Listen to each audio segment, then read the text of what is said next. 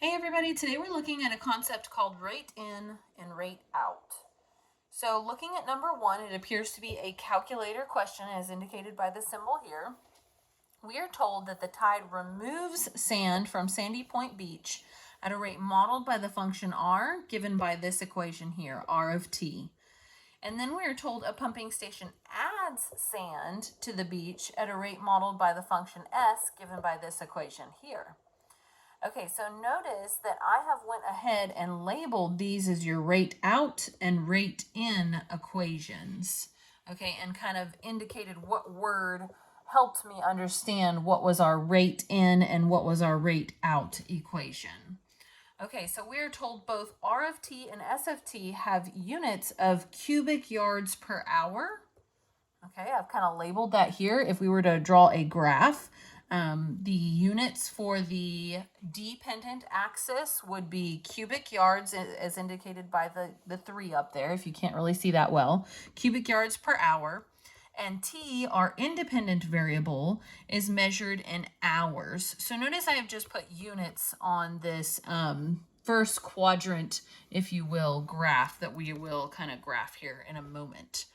Okay, and we are told that t is measured in hours for specifically 0 is less than or equal to t is less than or equal to 6. Okay, so that's definitely going to come in handy here in a little bit.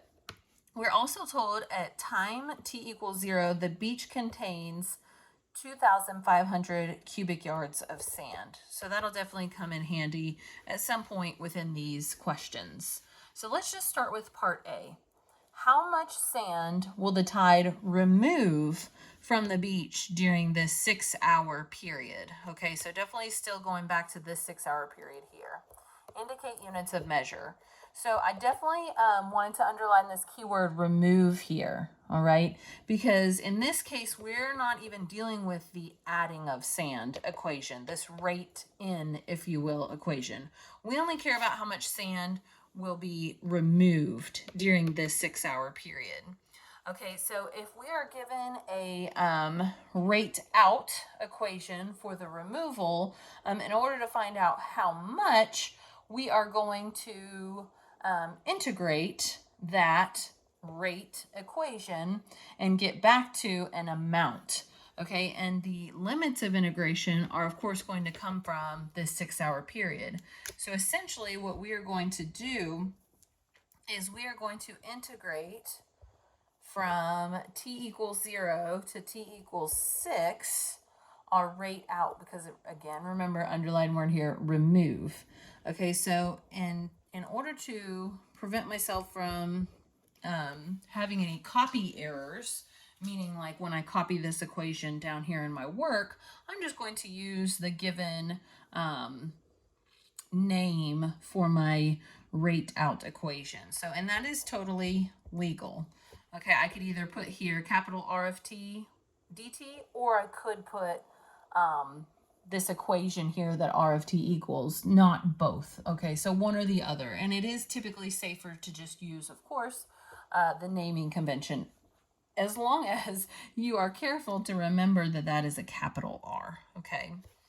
Okay, so what this indicates here, remember what this means here, is that we're going to take the R of t graph, however it looks, we're going to find out in just a minute, and essentially we're finding the area under the curve of that capital R of t when t goes from 0 to 6. So like this is definitely 0 here, t equals 0, and then t equals 6, let's say it's right here, and the curve looks like, who knows what the curve looks like? Again, we're going to find out in just a minute.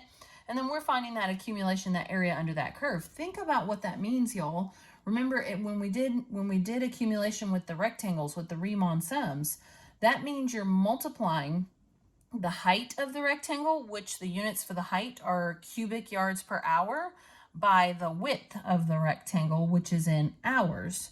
So when you multiply cubic yards per hour by hour to get the area of those little rectangles, okay, remember, you are going to get just cubic yards, okay, because the hours are going to cancel each other out, if you will. And that makes sense because that is an amount. We want to know how much sand will the tide remove from the beach during this 6-hour period. Okay, so the amount of sand is going to be in cubic yards. All right, so now let's get to the graphing part. So what I would do, because you know they wouldn't have given you both equations probably if you're not going to work with both equations. So I would go ahead and plug them both into your y equals right now.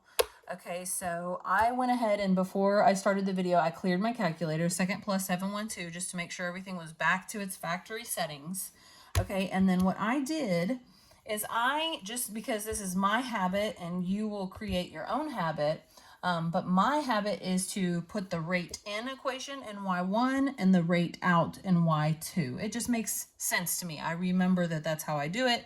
And then whenever I go to pull up the equations later, it just helps me remember which one is which. So I've got my rate in equation in y1, my rate out equation in y2.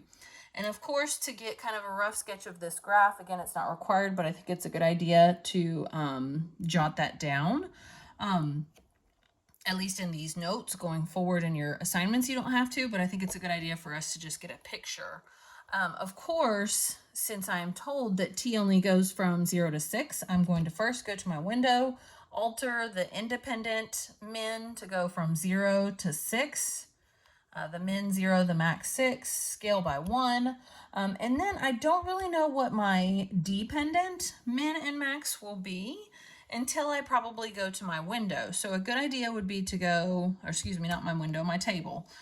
Second table, and then view what are your outputs for your two rate in, rate out, for your two equations, while t, or really x in our case, goes from 0 to 6. Well, it's a little hard to see with the y1s because those are fractional. So I'm not sure if you know, but when I reset my calculator back to the factory settings, I believe it automatically does this.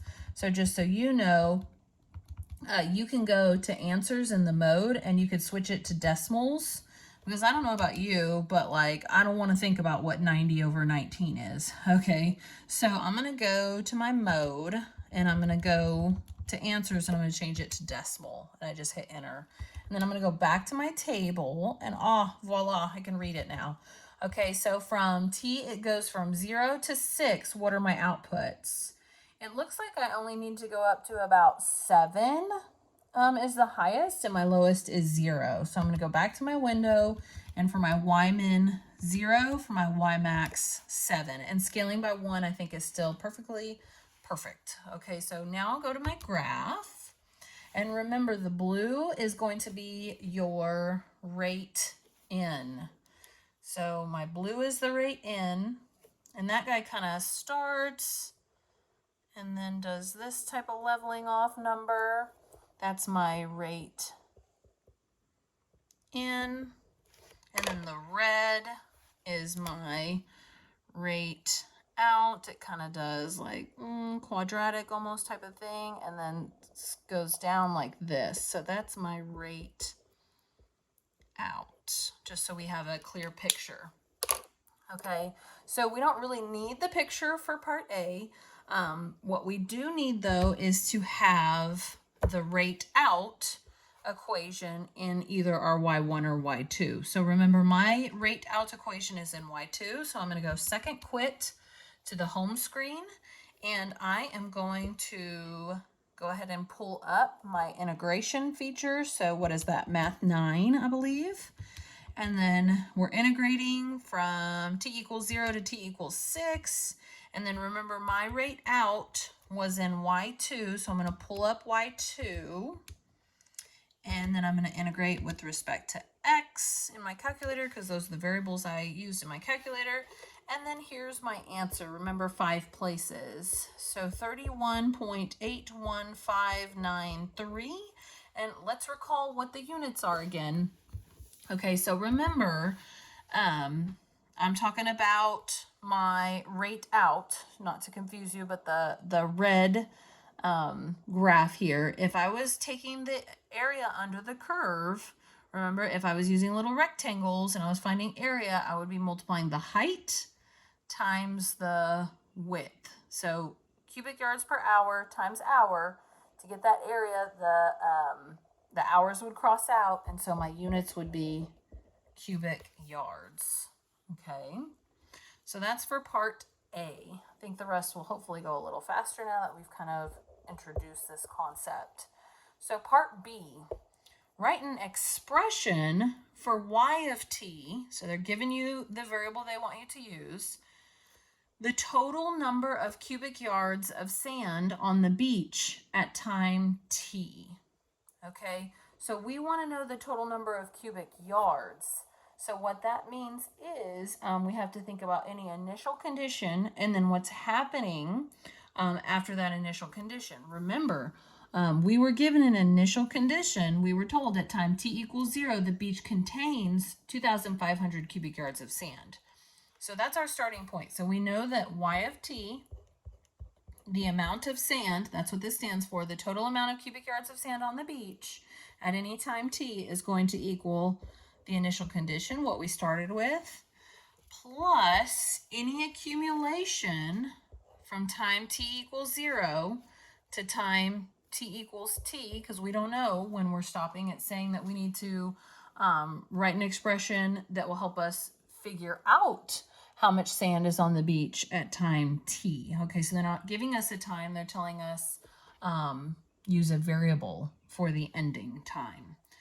So we've got the accumulation from time t equals 0 to time t equals t, well, that sounds so weird, of the rate in minus the rate out. Hopefully that would make sense. So how much sand is coming in? So our rate in is going to be S of t minus how much sand is, the rate of how much sand is going to come out, R of t, integrated with respect to t.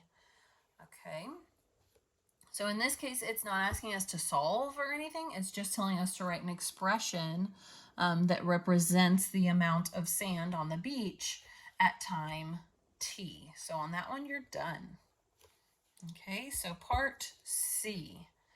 Part C wants us to find the rate. Okay, so now this one's not asking us a total amount, it's asking us a rate. Okay, find the rate at which the total amount of sand on the beach is changing at time t equals 4. So now this is different than if they asked us find the rate at which the sand is being removed or find the rate at which the sand is being added. That would mean I would just find the rate of one of these equations at time t equals 4. But this is talking about the rate at which the total amount of sand. So the amount of sand depends on the rate in minus the rate out. So in this case, you're going to evaluate the rate in at time t equals 4 minus the rate out at time t equals 4. And that's going to be your answer. So, sorry for my child. So remember, in my case, okay, to be able to do this, the rate in my case is my y1, so I'm going to go to alpha trace, pull up y1, evaluate it at 4, minus alpha trace, pull up my rate out, evaluate it at time t equals 4, and that's my answer. Okay, so that's negative 1.90875 if I have 5 decimal places. It doesn't tell us to indicate units of measure, but it probably would be a good idea to, just in case.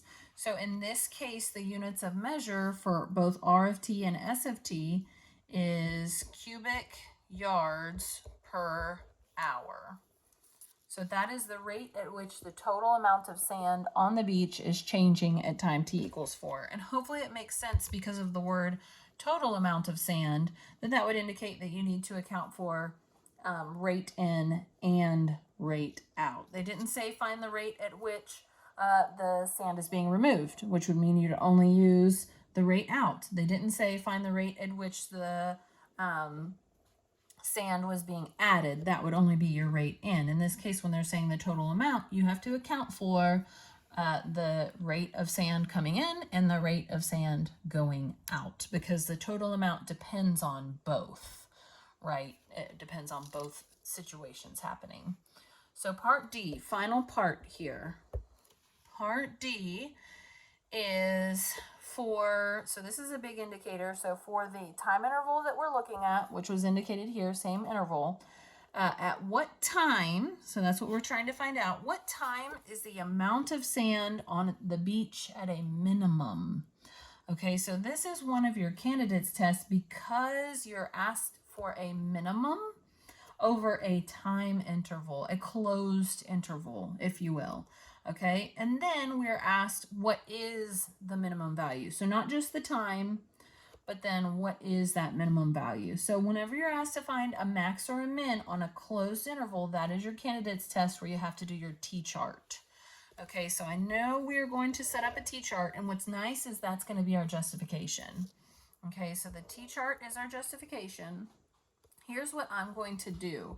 So of course our independent variable is T time, okay? And when they give us that interval, the start is our first number in the table and the stop is the last number in the table. Remember where these values come from in between. Those are our critical numbers, okay? That's where the derivative equals 0 or DNE. Okay, so what goes here? So if you wanted to put words, total amount of sand on the beach, that would be perfectly fine to say that what you're finding is the total amount of sand on the beach. But they did give us an equation for that, or really we gave the equation, they gave us a variable. So that would be fine to put y of t here, because remember, y of t represents the total amount of sand on the beach at any time t. Okay, so that's nice because we already wrote this equation that will help us find out these values here. The amount of sand on the beach at time t equals 0, at time t equals 6, and then any critical numbers in between. Remember, again, critical numbers come from where the derivative equals 0 or DNE. In our case, the derivative, the rate, is given. Okay, and we're not just going to set each of these individually equal to 0. We have to set, to get our critical numbers, the rate, rate in, I accidentally did the rate out first. We have to set, to get the critical numbers, we have to set the rate in minus the rate out equal to 0. And you have to show this work. This work is required to show where the numbers in between come from. This is the derivative, because remember, these are already rate equations. This is the derivative set equal to 0. There's no reason to set the derivative equal to DNE, because if you set this equal to 1 over 0 and you put this over 1 and cross multiply, you're going to get just everything cancels out. It's going to be an untrue statement. So in this case, you only need to set your derivative equal to 0. So then really what you're finding, and you don't have to show this step, but really what you're finding graphically to find out where this minus this equals 0 is you're finding where those two equations equal each other. So yes, this graph is definitely going to come in handy. There's only one spot where those two equations equal each other. So let's find it. Second trace, intersection. Scroll your cursor as close as you can to that intersection. Come on, little guy. Okay, hit enter, enter, enter. And then you have found your t, x, it thinks it's x here, but you have found your t where you have critical numbers. So that t is 5 point, and in this case, we're going to take all of the decimals that we can because we're going to have to work with this number. And so we don't want to round to 5 places. So this is going to go in the table, and you're going to have to use it to plug into this equation here to find out the output. Okay, so here you don't want to grab just 5 decimals because then you're quote unquote rounding that whenever you plug it in here for t. So the nice thing is you know what the answer should be when t equals 0 for the total amount of sand on the beach. It should be 2,500, okay?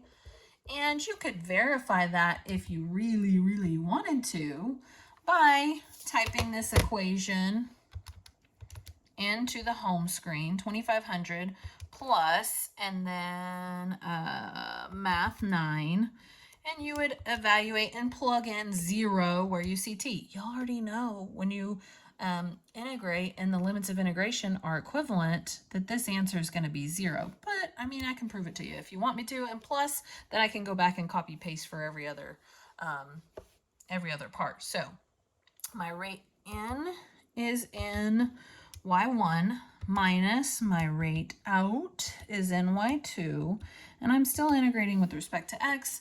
We hope that our answer will just be 2500, and it is.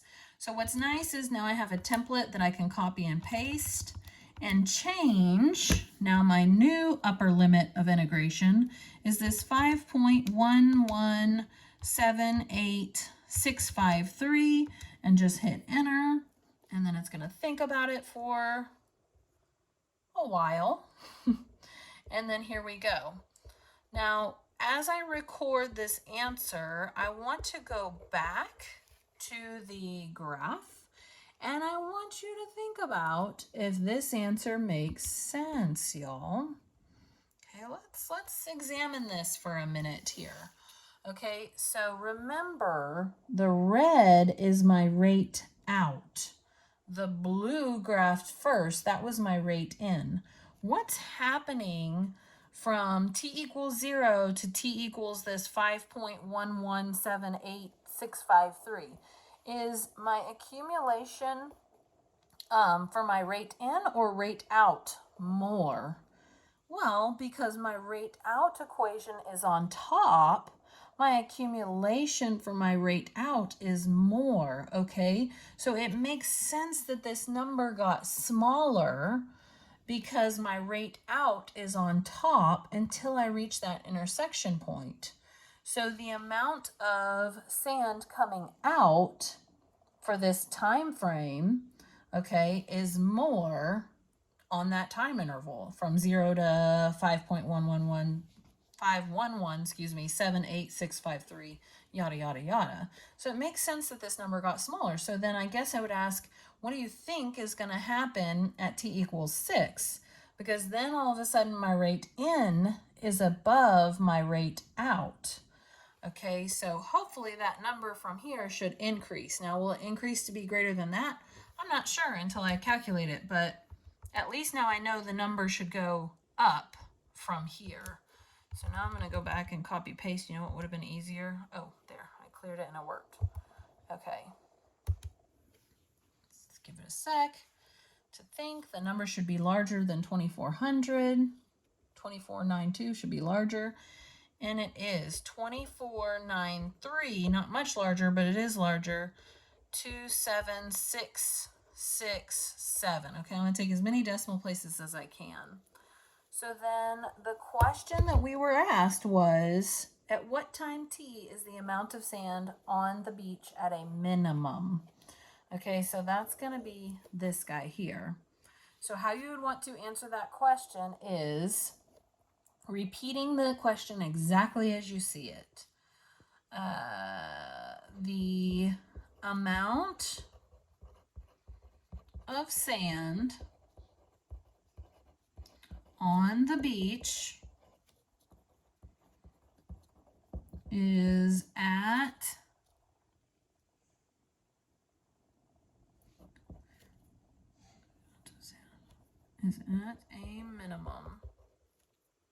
a minimum at t equals 5.1178.